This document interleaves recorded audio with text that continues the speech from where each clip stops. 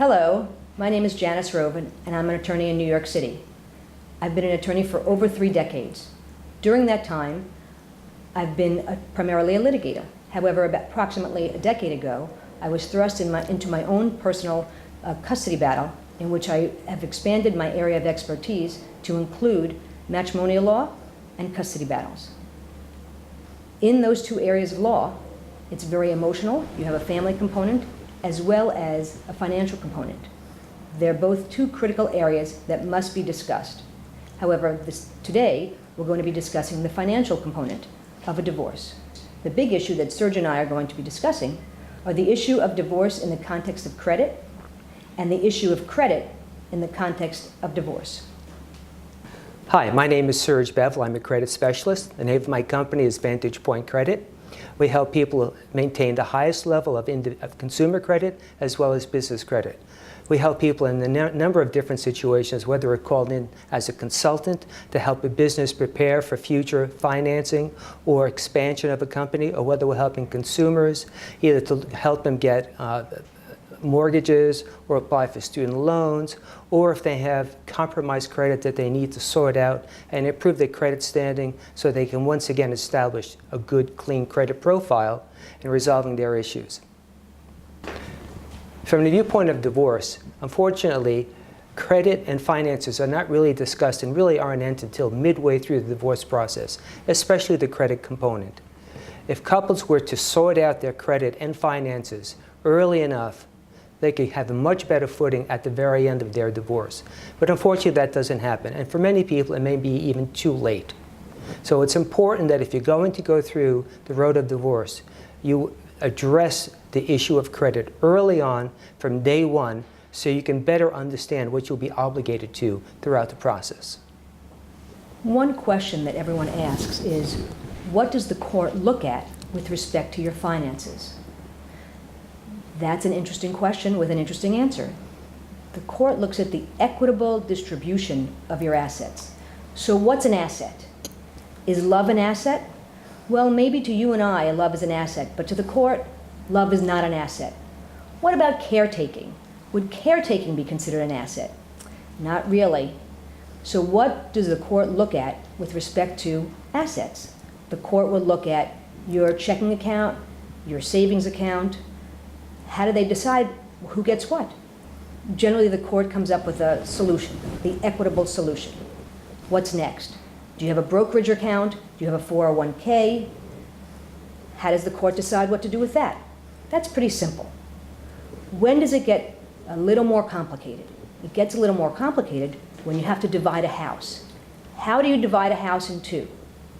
Well, some people say, let's just sell it. Some people say, well, I don't want the house. You can live in it with the children. Okay, who's going to pay the mortgage?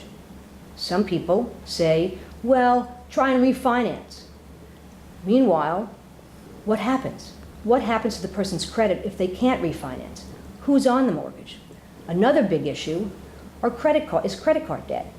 Who's the person that's responsible for the credit card debt? And what happens to your credit after you get divorced and you don't pay your credit card debt? Or the credit card people come after you when the court order says the other person is supposed to pay it. It's a very complicated issue, and Serge is going to discuss that. In the process of divorce, the murky waters of credit enter at the very beginning because most couples don't discuss issues of credit. Sure, the considerations of finances are there, but they really don't take into consideration where they both signed for credit, how credit was used in the family, and how it's going to be used and extended thereafter. So really one of the first things that you really want to do if you're considering taking the road of divorce is to first pull up a credit report, one for yourself and one for your spouse, so you can begin to identify what you owe, what your personal debt is, what your joint debts are, what your other debts are with regards to mortgages, automobiles, and anything else like that. It's important to know what your credit scores are, because at some point when you start now to have your own family as a single household, you're going to either refinance or take on other types of credit. All lenders want at least a 720 credit score or better. So it behooves you to look at your credit scores, because if they're below that, the difficulty begins. Secondly, you want to look at the type of how much individual debt you have.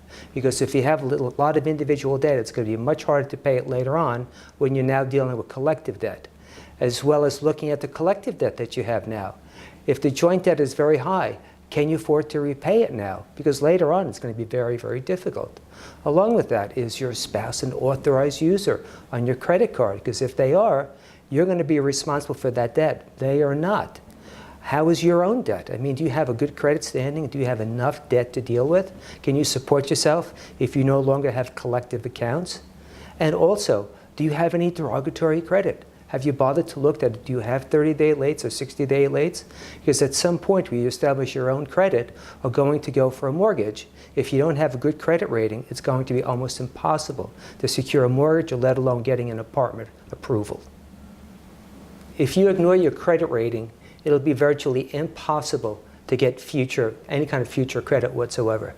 It's important to note that if you have a series of late payments on your mortgages repeatedly, regardless of your spouse and yourself have been paying it, it'll be impossible to get another mortgage. That's the first point. Secondly, credit cards, if they're not paid timely, they're going to go from 30 to 60 to 90 days, go into collections and possibly liens. That's going to impound your credit even worse.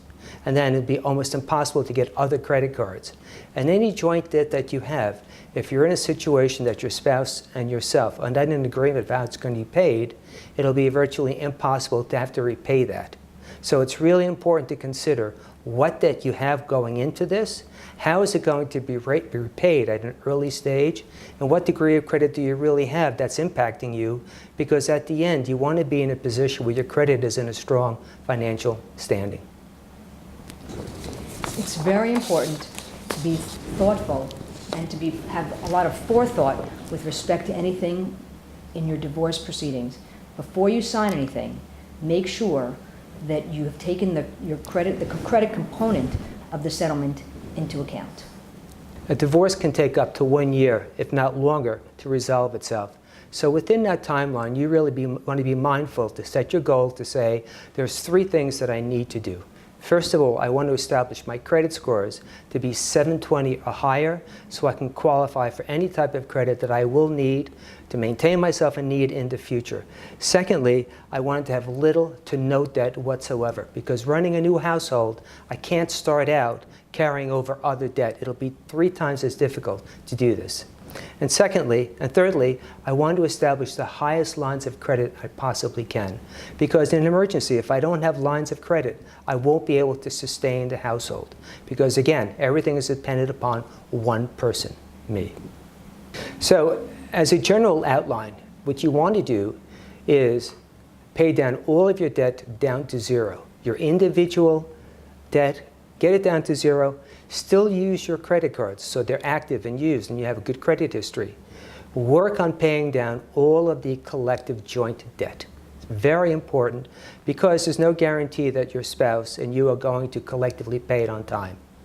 Thirdly, you want to, at the same time, be able to have all of the privileges of seeing the online joint accounts so you can monitor the repayment history on that. So that if it's not being paid, you can step in to make sure it's paid. Also, you want to make sure that you have 2 additional strong credit cards with very high lines of credit. Again, as contingencies, you need to have that. You'll never know when you'll have a medical emergency that could come up for $10,000 and you say, where do I get the money right away? Or guess what? The mortgage wasn't paid. It has to be paid. I need to maintain my credit, and I'm not going to do it at the expense of someone else. Also, you want to make sure that you have complete access to all accounts. All accounts. This way you're in full control of your credit. You also want to make sure that your spouse is not an authorized user on any of your credit cards. Because the fact of the matter is that they can continue to use your credit card, except since the account is under your name, they have absolutely no financial liability to it. As well as the fact that you want to think in terms of getting very high lines, or as high as you possibly can, of check overdraft accounts. Because again, in an emergency comes and you're overdrafted, you want to be able that you're covered so it doesn't tarnish your credit.